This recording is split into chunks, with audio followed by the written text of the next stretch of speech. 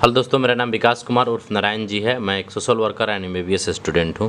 आज हम लोग 2015 के फिजियोलॉजी पेपर 4 और 5 डिस्कस करेंगे। ठीक है, ये सप्लीमेंट्री पेपर होता है, इसीलिए 4 पेपर हो जाता है। ऐसे 2 ही आता है, पेपर 1 और पेपर 2, लेकिन ये सप्ली भी होता है हर साल, तो इसीलिए 4 पेपर हो जाता है। चलिए हम लोग बात करते हैं। The neuron has 5 to 7 process are called. और केवल एक प्रोसेस कहता है तो एक्सॉन कहता, और 5-7 कह रहा है तो डेंड्राइट कहलाएगा, क्योंकि एक्सॉन और डेंड्राइट 2 ही तो प्रोसेस होता है आपका न्यूरॉन में।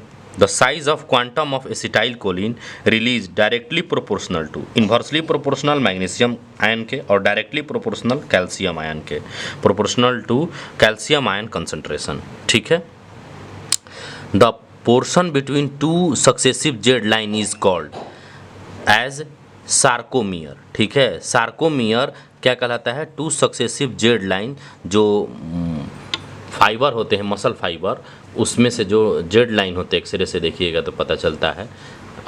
तो वहाँ पर हम लोग उस दोनों के बीच को सार्कोमियर कहते हैं, जेड लाइन के बीच को। Erythropoietin is secreted from kidney से इंडोथेलियल सेल से। ठीक है, किडनी के इंडोथेलियल सेल से सिक्रेट होता है। ये क्या करता है? आरबीसी बनाने में मदद करता है। एंड नेफ्रॉन, ये क्या है इसका? नेफ्रॉन, जो नेफ्रॉन है, nephron is the structural and functional unit of kidney. एकदम सही है। Osmolarity of plasma is about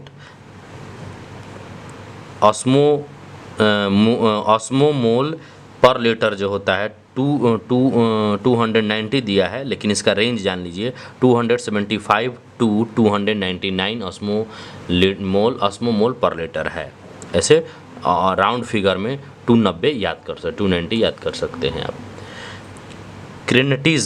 क्रेनेटिज्म occur due to deficiency of thyroid hormone, और ये चाइल्ड में होता है, इन्फेंट में, क्योंकि आयोडीन की कमी से ये क्रेनेटिज्म हो जाता है। नेक्स्ट हम लोग बात करेंगे lacteals are the lymph vessel present in the intestinal villi. ठीक है, लिक्टियल्स जो हैं लिम्फ वेसल हैं, और ये प्रेजेंट होता है इंटेस्टाइनल वेलाई में। Entry of the large particle into the cell is termed as phagocytosis. ठीक है। And spontaneous arrest of bleeding is called haemostasis. Haemostasis भी बोला जाता है, हेमोस्टेटिस भी बोला जाता है, हेमियोस्टेटिस। और इसका बहुत सारा कंपोनेंट हैं, हम इंस्टाग्राम पे बहुत डिटेल में इसका डाले हुए हैं। हम एक बार लास्ट में, वीडियो के लास्ट में आप लोग को दिखा देंगे कितना हम डिटेल डालते हैं। अब 5वां पेपर हम लोग देख लेते हैं। पेपर नंबर 5 है ये। ठीक है, हो सकता है 2 बार सप्ली हो गया होगा, तो नहीं तो 4 ही होता है ऑलमोस्ट। अब देखिए, osmoreceptor are located in hypothalamus और किडनी, दोनों में एस्मो रिसेप्टर होता है। प्रेशर के चेंज से ये एस्मो रिसेप्टर सेंसिटिव होते हैं और डिटेक्ट कर लेते हैं। Visible range of electromagnetic spectrum of human I 4000 angstrom से 7000 बोला ही जाता है, 4000 to 7000 एंगस्ट्रम। ठीक है, अलग अलग डाटा में अलग अलग, लेकिन ये भी याद रख सकते हैं। कॉर्डेट इज न्यूक्लियस ऑफ, ये बेसल गैंग्लिया है, जो सब कॉर्टिकल न्यूक्लियस के भाग में आता है। और ये किस चीज़ में काम आता है, हम इंस्टाग्राम पे जाके देखिए, क्योंकि बहुत सारा चीज़ डालते रहते हैं हम daily. And night blindness occur due to vitamin A deficiency, क्योंकि ये तो हम लोग नर्सरी क्लास से ही पढ़ते आ रहे हैं कि विटामिन ए से बेटा क्या होता है, तो रतौन घी पढ़ते थे हम लोग। And increase in force of contraction of myocardium, heart muscle को मायोकार्डियम बोलते हैं मसल को, is called the positive inotropic.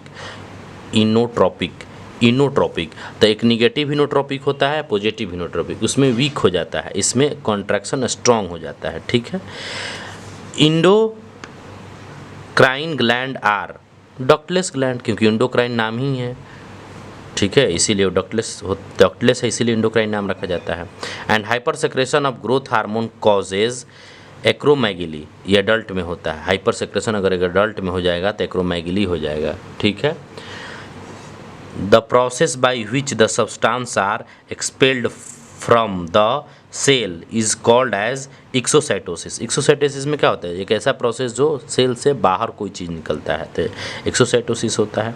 And the normal value of blood calcium level ये 8.3 टू 10.8 तक होता है, लेकिन इसीलिए ऑन एवरेज आप याद कर सकते 9 to 11 मिलीग्राम, ठीक है, पर litre. And receptor which response to light are called photo receptor, क्योंकि फोटोन से लाइट मतलब क्या, फोटोन से सेंसिटिव है तो फोटो रिसेप्टर।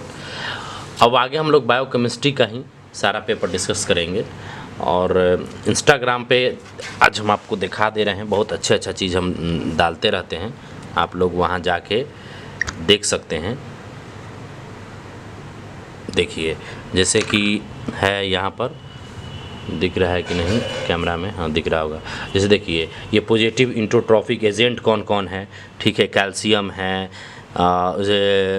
डोपामीन है, ब्यूटामीन है, ये सब इफ़ेक्ट एजेंट क्या क्या है, जैसे इनोट्रोपिक, कॉन्ड्रियोट्रोपिक एजेंट कौन है, ठीक है, ड्रोमोट्रोपिक एजेंट क्या है।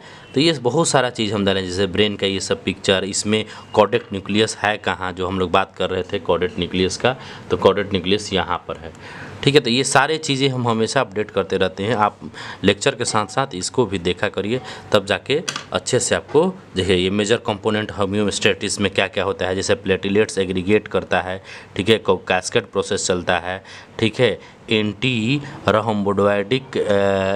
रम्बोइडिक कंट्रोल मैकेनिज्म चलता है, वैसो कंस्ट्रिक्शन होता है, तब जाके ये प्राइमरी होम्योस्टेसिस होता है, फिर सेकेंडरी होता है, फिर फिब्रोनोलाइसिस होता है, और क्लॉटिंग डिग्रेडेशन होता है। तो इस तरह से ये सब प्रोसेस हम हमेशा वहाँ पर अच्छे से डालते रहते हैं, बहुत सारा चीज़ डालते हैं, ठीक है। तो जाके वहाँ पर देखिए। थैंक यू, जय हिंद।